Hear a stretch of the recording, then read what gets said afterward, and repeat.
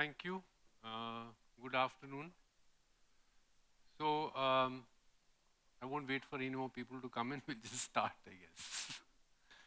Um, Delivering differentiation in the time of ultra-fast delivery uh, is the topic that we're discussing today. And the idea is to look at it from a D2C lens to see what are the factors that impact us and how some of the challenges can be met. Our panel comes from varied fields, from the plant industry to hydration to apparel, kids wear apparel to pharma, health supplements to household cleaning. So it's a very varied opinion that we're hoping that we'll be able to present in front of you today. So I'm going to read. I can't remember like Vivek does, but I'm going to read. So I'm going to start with Mehul, who represents Bare Necessities.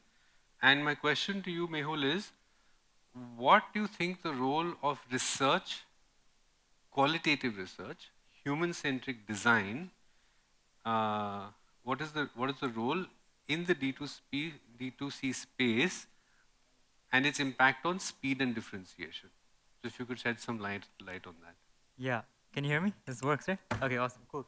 So, great question, obviously. Thank you so much. I mean, in the past, however many years, quantitative research has obviously been everything about benchmarking, growth, measurement, where are the challenges, where are the sinkholes, all these kind of things. But in my experience in this field now, qualitative research, like you said, has become extremely important. And qualitative research is a way to study behavior, study what people are saying about you. It's about kind of understanding what the pulse is around your brand a lot of the times. And a lot of the times you cannot now, because customers have this opportunity to really kind of question, ask you a lot of questions, ask you a lot of behind the scenes what's happening. There are these transparent channel communications now through social media or WhatsApp that sometimes as a brand you need to use that as a leverage tool and say, okay, I'll open these communication channels as well and let me study a little bit more about my consumer, not through numbers, but what are they saying? What exactly are they saying so that I can take my next step as a business as well. So I think keep those communication channels open is one way to study the pulse of the room, whether it's your Instagram and you look at, I know this is I mean, for me, it's not the ideal, but like influencer marketing right now, I'm still learning a lot about influencer marketing, but looking at them and understanding qualitative, you get a lot of qualitative research through this because they're talking about so many different topics. And based on that, that is what's shaping how we are consuming as people. So based on that kind of qualitative research, Bare Necessities, for example, was able to actually then say, okay, we're in the environmental space. There is not much metrics in terms of how consumers see you as a business.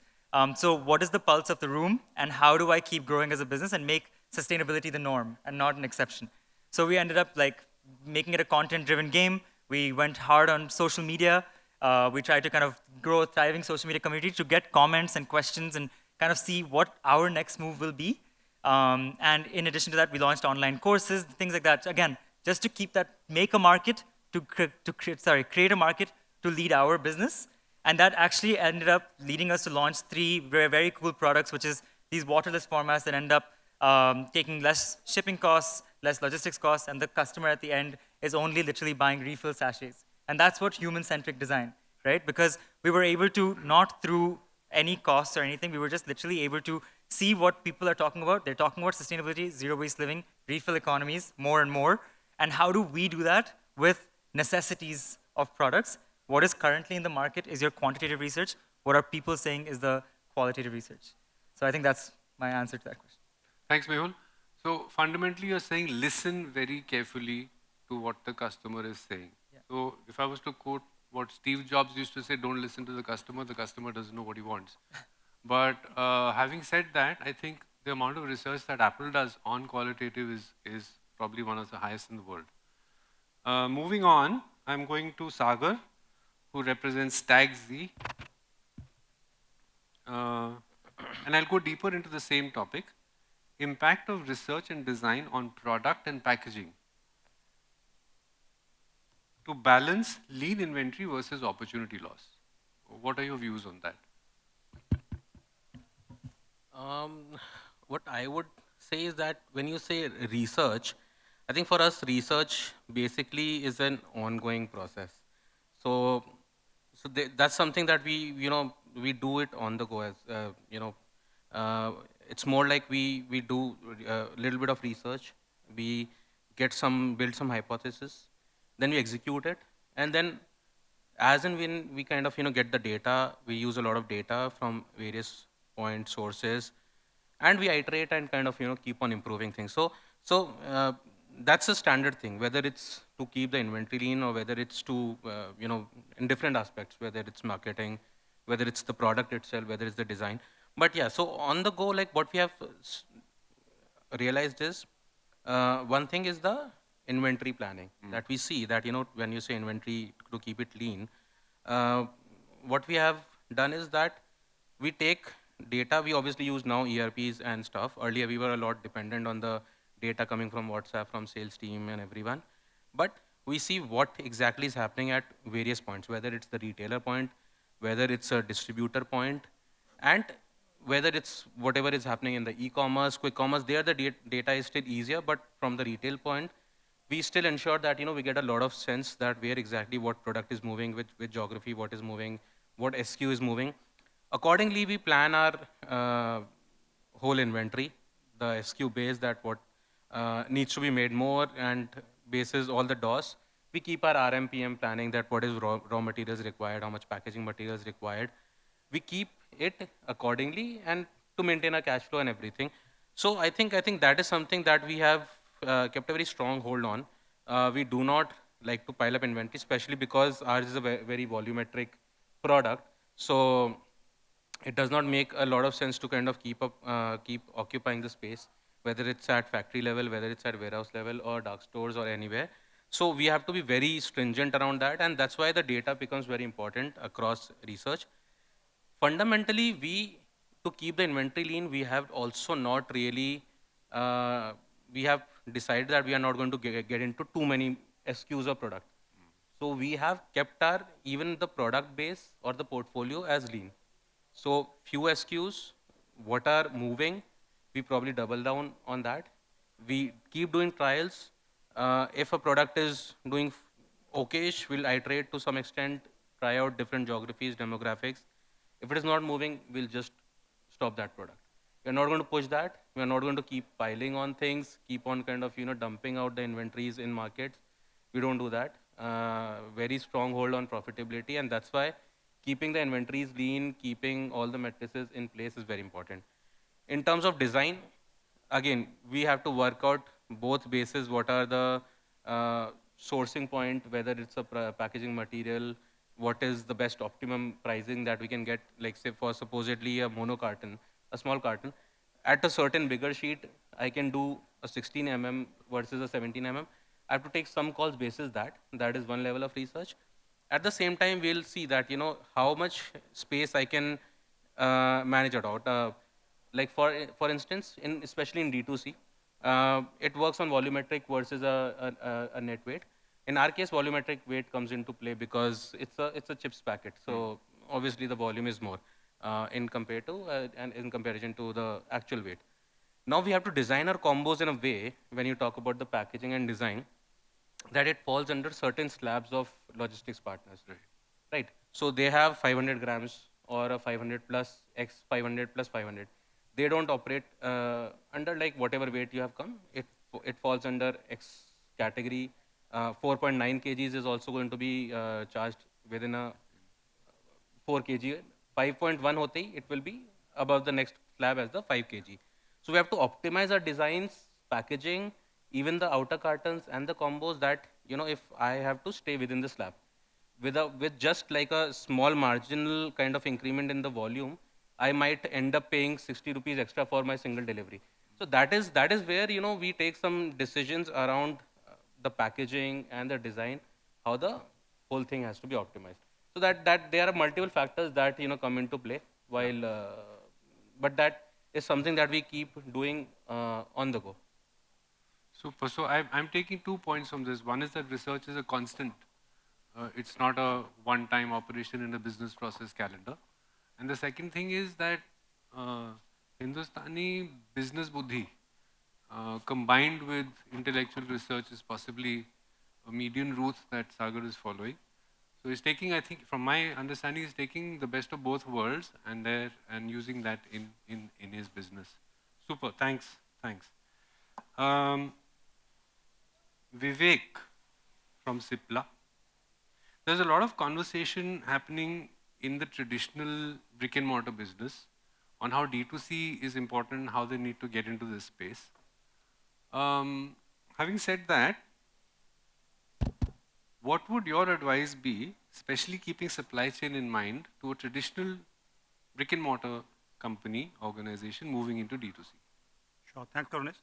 So I think I'm the only supply chain guy on the panel. So I'm that devil which these demigods are looking for. So all the sessions which we have seen since morning, there are essentially two kinds of businesses or companies we have seen. One who are born and brought up as D2C, and people or the companies who are traditionally heavyweights in general trade and now venturing into D2C. So I belong to the second category, and I also talk about the second category because, there are a lot of reality checks which as business leaders and supply chain leaders, these companies, these organizations have to go through. I think the first reality which hits these organizations that, there are no layers. All of us are directly exposed to the consumers or the customers, right?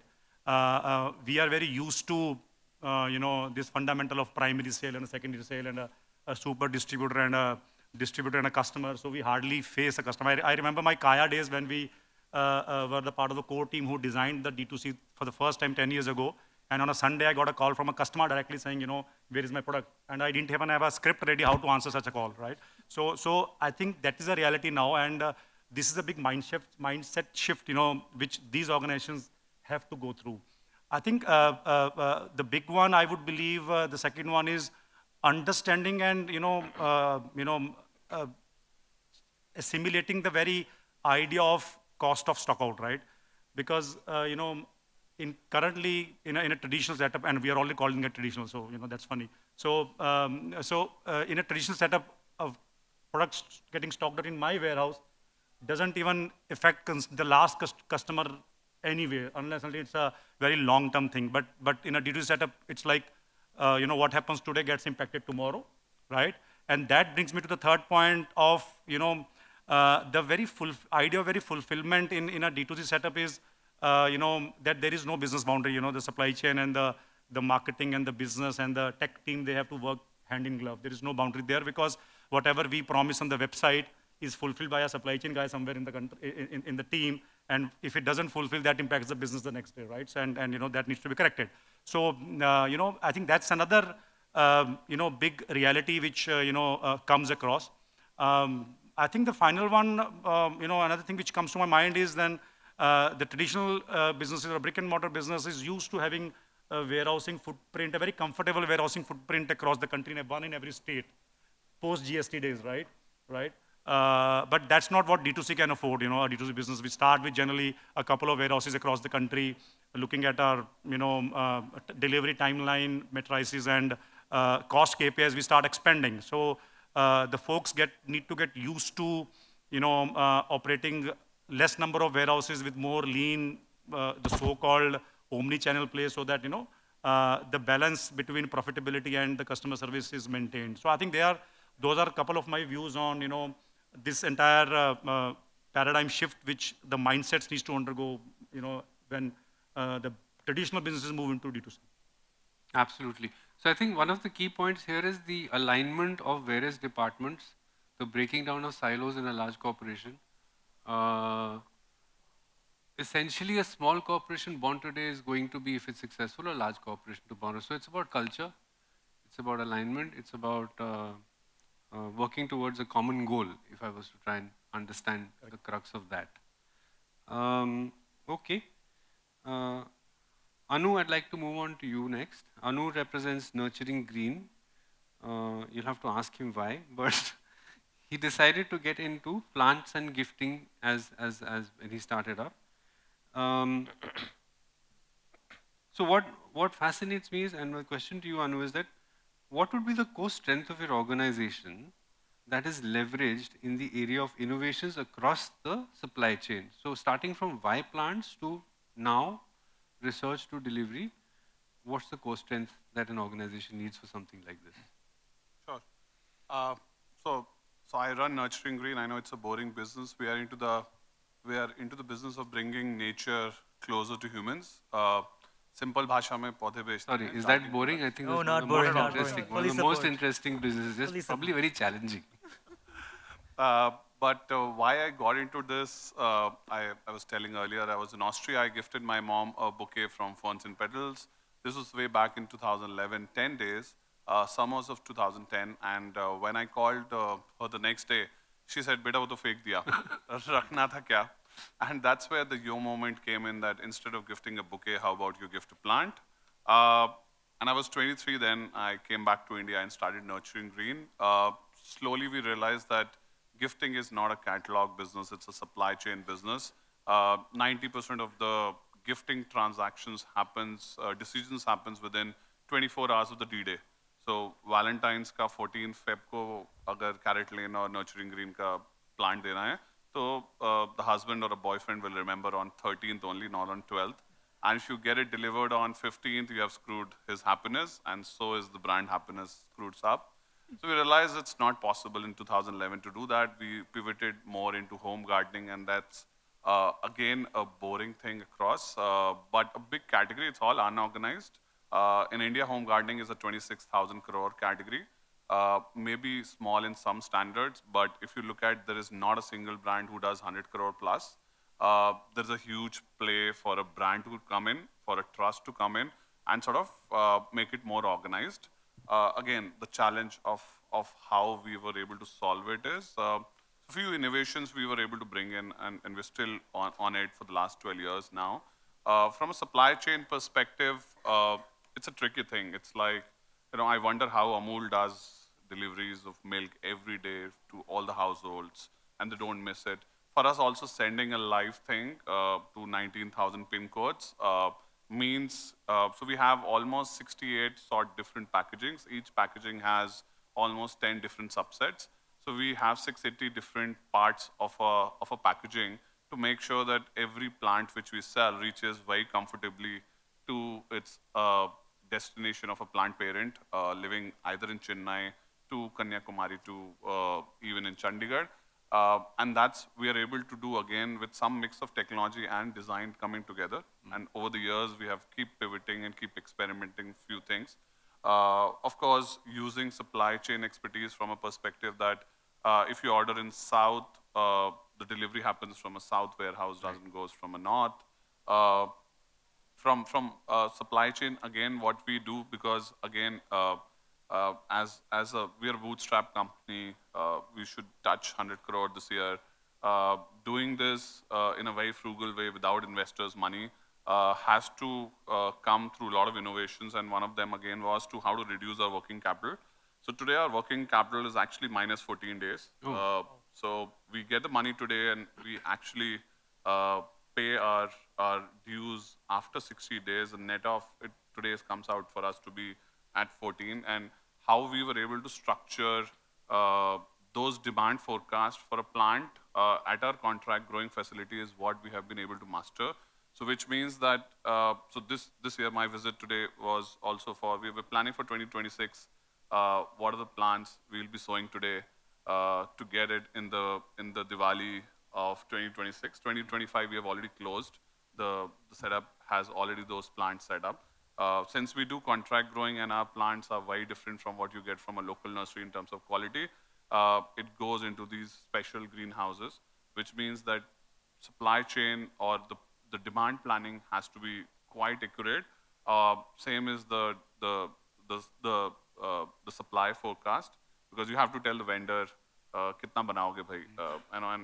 And so, for example, yesterday we did 5 lakh pieces for Reliance for Environment Day.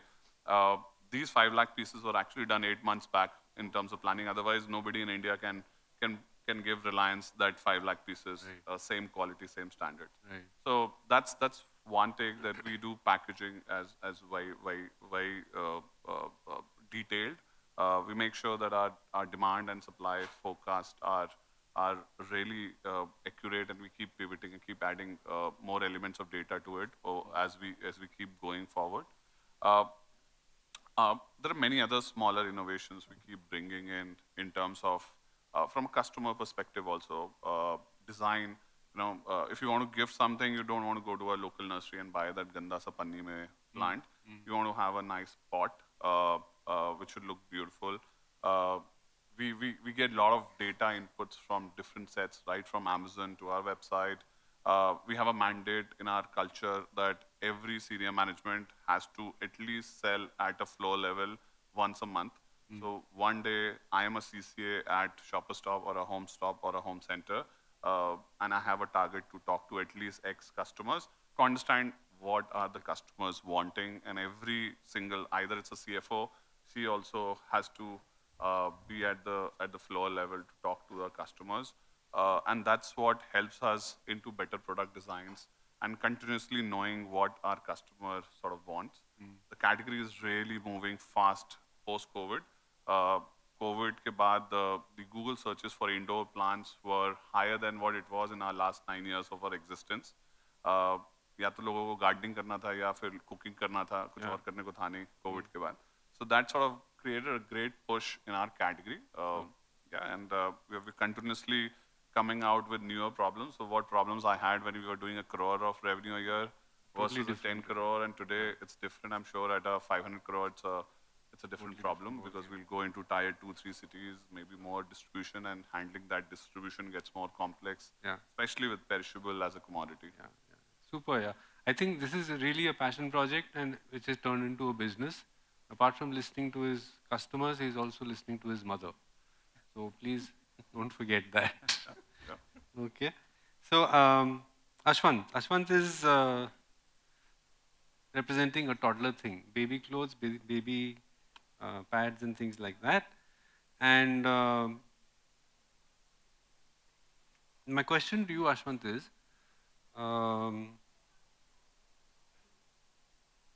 how do you use data effectively to address the consumer's need from a 360-degree perspective, also presuming that D2C ultimately has to move to omnichannel? Yeah. Thank you, Karunesh. See, I mean, how do we use data? We are definitely living in a decade where every department you can use data. There is no place where there is no data. In thinking from a customer-centric perspective and taking it to an omni-channel level, I would say data is the one which would acknowledge you as to what you're doing is right or wrong. Data will tell you what you're doing is right or wrong. I mean, I would tell you like what kind of steps we've taken in Toddler thing for you to understand like what kind of data we capture. Simple example, I mean, we follow one single rule policy inside and outside. Every process in the company is thinking from the customer's shoes. The mindset should be that we need to think from the customer's shoes with whatever we are trying to provide. So a 360-degree customer-centric approach starts from there. First thing I would tell you is that, we deal with mothers who are pregnant mothers who have, babies of 0 to 3 years. Half of the time they're breastfeeding, they go through a lot of postpartum. To understand their mindset, what we have to do is that, so our customer care team as such are pretty much mothers. They literally connect to the customer on a personal level. They understand, and we give them a lot of emotional quotient training. When I'm talking about an emotional quotient training, for them to understand what the customer thinks. We used to get calls at 11 in the night, 12 in the night, 1 in the night. Those are the times mothers are free actually to make purchases. Those are the times they have their doubts, they contact our customer service. I mean, we try to operate accordingly. That's how we work around with our systems to think from the customer shoes what they need. In terms of emotional quotient training, we try to give them all kind of, there are customers who calls at odd times and ask us a lot of questions, and for them, it's not only about the product, they need a lot of guidance. Okay, one simple example is that we sell one particular product called cloth diapers. There are a lot of questions for them regarding diapering, so we need to educate them. A lot of knowledge and content sharing happens over there. In terms of, they need to switch from disposable to cloth diapers to make them understand how to use a diaper, how to wash it, how to reuse it. And we have different types of diapers lasting, which holds from 4 hours to 10 hours of absorbency. We have diapers which last an entire night. So customers comes and ask us a lot of doubts. The kind of training which we give for our customer care team is that asking to think from their shoes in the sense, what do they want and how do we make sure we build trust in them? All these aspects have been trained. And we have certain parameters put in place. Okay, if a customer wants to use a diaper in the daytime, what do they need? And what type of combination they used in terms of diaper and the pads. These kind of data points have been fed.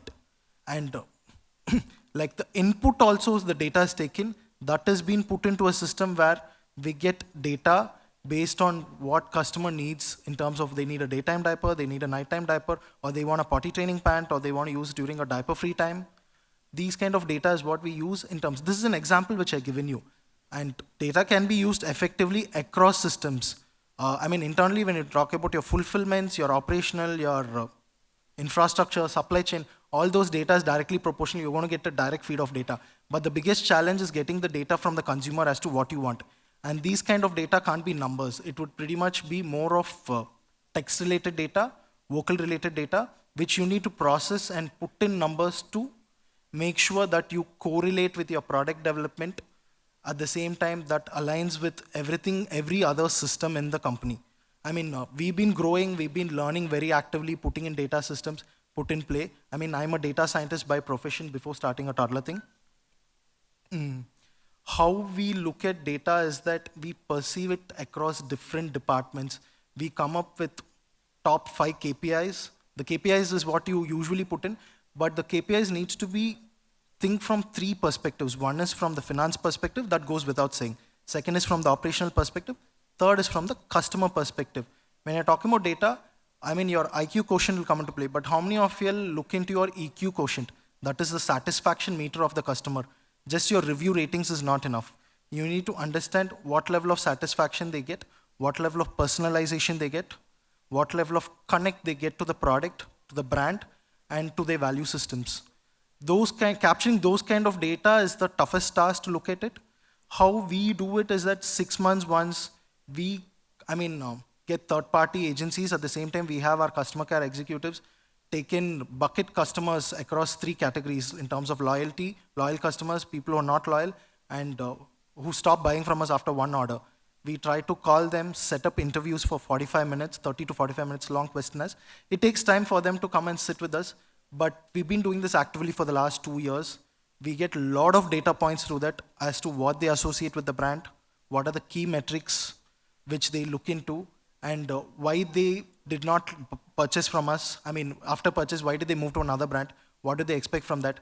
These kind of qualitative data, we take into our backend and we put it into a overall feedback system, and we get back to our drawing board and start working towards it.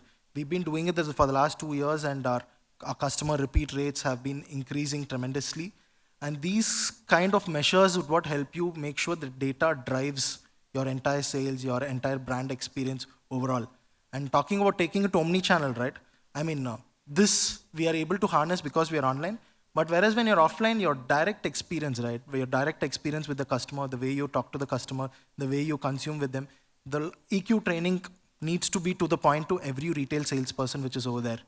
And being omni-channel is mandatory right now. I mean, you can call yourself D2C, digital first. It's only digital first, but being only on online is not sufficient at all. You need to be omni-channel to make sure you're accessible to the customer, you understand the customer, what they want, and give that immediately. I mean, what customer needs are always ahead of the game, I would tell you. If you listen to them properly, they would tell you what kind of innovation you need to make. So listening to your customer and understanding the data and harnessing in the right way will give you the best results. Thank you. Very, very, very well done. I think listening to consumer, creation of archetypes, putting customers into various segments, understanding the consumer, creating visual models, allow an organization to look at it from a holistic perspective. That means that the person at the sales end and the person back in head office are seeing the same picture. It's then and only then it will impact your HR policy, it will impact your recruitment, it will impact your training. All of that will get impacted by this process, in my mind. We don't have much time, but I'll quickly press on. Mehul, quickly, optimizing social media and SEO, internet marketing, direct channels. These are words we all know and bandy about, but what do they actually mean and how do you use them?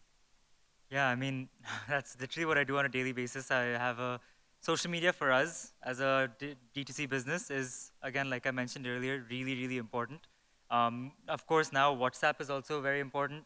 So, we are constantly on our phones, on our laptops, constantly searching for things, constantly listening to things, and then we're looking for what we are hearing. Like, for example, all the businesses that we're pitching on Shark Tank, even if they didn't receive any funding, their websites crashed because of what they were listening to, because of who was watching what, right?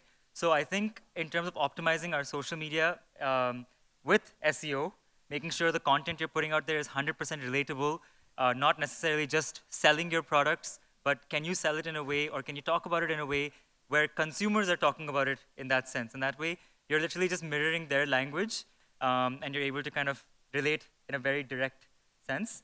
So SEO, I think, through website, social media, WhatsApp, how you talk to customers, all that kind of ties together, making sure you're in the same line as the language they speak. Sure. So the crux of this is that you may spend a lot of money on social media marketing, but if you're not mirroring or talking Exactly. the relevant things to the consumer, which means your understanding has to be deep. Exactly. Right? Yeah. So Gandhi ji के 3 बंदर थे ना. अभी सब कुछ सुनो, बुरा मत बोलो. Whatever. Okay, I have very little time left, but I want to ask this question to Vivek. One of the key things, human factor, right? How important, especially as you scale. So a lot of D2C businesses start really small and are pretty happy with the initial numbers. But as they scale and as they grow, the successful businesses, given your experience in the large corporates, throw some light on motivation, keeping the motivation and the smallness of an organization in place while it scales. Yeah, so I think, if I, again, whatever we say over these 2 days, strategies, terminologies, jargon, finally it all boils down to people, if I go back to the core of our theme of the panel, which is fulfillment, you talked about motivation. I feel fulfillment has both connotations, a business connotation and a spiritual connotation, right? And there comes people because, as you rightly said, in the companies which are smaller, mid-sized, growing very fast, right?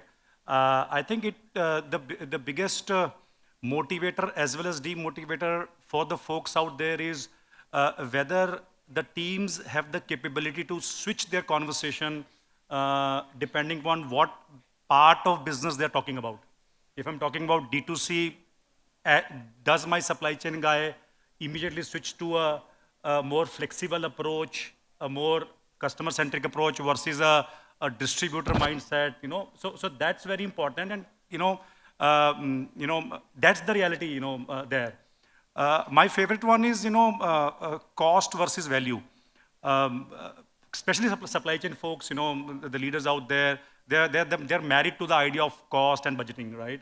I think what I essentially believe is that, if I spend a few bucks extra to reduce my delivery time by half, I'm actually delivering more value for the business, right? So I don't think there is a scope of talking about cost in the traditional context when it comes to D2C and a growing business, right? And if the supply chain guy is not talking about this in the company, nobody else will. That's another fact. I think my last point, I'll conclude, I strongly believe, for people to be happy and to be motivated, there's a trifecta of skill, experience and knowledge, right? You spoke about, I think Ashwanth spoke about data science. And I think still the education which is required, because that's where the knowledge comes from, the education which is required in the industry is still not democratized. For supply chain, there are a few B schools here and there. For data scientists, still, we are searching for the right people. Today morning, the paper carried a news or an article on how the tech companies are preferring gig workers versus permanent. Now, where will those gig workers come from?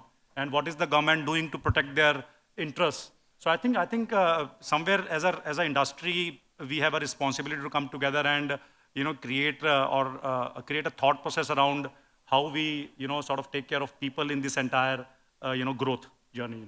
That's where I come EQ, from. Yeah. emotional quotient. Thoda EQ there. Do we have time for Q&A and one more question? Okay, then bye, guys. Interesting. Okay, I had a couple of questions which I'll leave, but in case the audience has any questions, can we take a couple?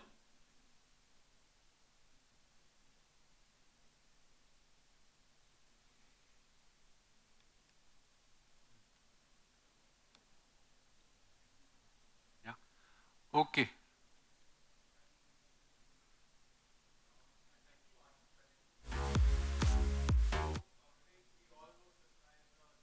Here is your mic. I'll repeat what I just said. We know Cipla is a very big company, pharma usually. Um, Now, since you have started in the healthcare, in the health supplements, if I'm not wrong? We are a part of the wellness space. Okay, so wellness. Now, I know that pharma companies usually rely on the distributor channel method of selling products. Now, for a brand like you, um, how do you decide whether you want to start with D2C or you want to go with the traditional distribution channels? The reason why I ask this is because my brand is new. We haven't really started selling. My product is basically an e-mobility bicycle. Now we are confused whether we should start with an online listing of our product directly or go through the traditional channels of distribution, which is very, very rampant in the market that we are trying to serve. Sure. So I think it's a question which is very easy as well as difficult to answer, because you finally have to understand where you are as on a product life cycle or a company life cycle, right? For example, what are the factors I would consider if it's my business, whether I want to go for e-commerce versus D2C versus offline, how much money I have at my disposal, right? What are my growth aspirations if I have investors on board, right? What kind of infrastructure or benefit which a traditional setup would provide. So whether I can afford to block a lot of working capital versus the speed to market, right? So I think every founder or every business needs to have these questions or answers in place, and at the end of the day, it's all about trying, quite frankly, and keep revisiting and going back to the drawing board if we have learnings and plowing them back. So there's no single answer, quite frankly. All right. Okay. Thank you. I think we're out of time. So I think we'll close it here. Just like to leave you with one last thought for all the new entrepreneurs in the room. An average idea, well planned, well executed, is far better than a great idea not executed. Thank you. Thank you all.